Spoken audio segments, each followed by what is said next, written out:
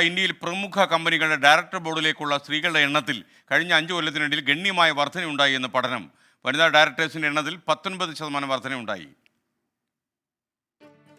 ഇന്ത്യയിലെ ഏറ്റവും വലിയ 100 കമ്പനികളുടെ ഡയറക്ടർ ബോർഡിലുള്ള സ്ത്രീകളുടെ എണ്ണത്തിൽ കഴിഞ്ഞ 5 വർഷത്തിനിടയിൽ വർധനയുണ്ടായെന്നാണ് പഠനം. എക്സലൻസ് എനേബിളേഴ്സ് പ്രൈവറ്റ് ലിമിറ്റഡ് നടത്തിയ 4ാമത് ആനുവൽ കോർപ്പറേറ്റ് ഗവേണൻസ് സർവേയിലാണ് കണ്ടെത്തൽ. അപ്പോളോ ഹോസ്പിറ്റൽസിലാണ് ഏറ്റവുമധികം വനിതാ ഡയറക്ടർമാർ. 11 ബോർഡ് ഡയറക്ടർമാരിൽ 6 പേർ വനിതകൾ.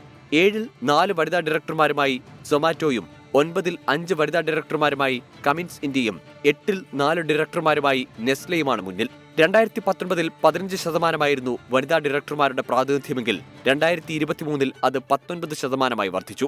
2013-ലെ കമ്പനി നിയമപ്രകാരം എല്ലാ ലിസ്റ്റഡ് കമ്പനികളിലും ഒരു വനിതാ ഡയറക്ടർ വേണമെന്നാണ് വ്യവസ്ഥ. 2019-ൽ 19% സ്വതന്ത്ര വനിതാ ഡയറക്ടർമാരുടെ പ്രാതിനിധ്യം 2023-ൽ 26%-ആയും വളർന്നു. മാനേജിംഗ് ഡയറക്ടറായി വനിതകളുള്ള കമ്പനികളുടെ എണ്ണം 3-ൽ നിന്ന് 6-ആയി ഉയർന്നു. സ്വതന്ത്ര വനിതാ ഡയറക്ടർമാരില്ലാത്തതായി ഈ പട്ടികയിൽ കേവലം 2 കമ്പനികൾ മാത്രമേ ഉള്ളൂ.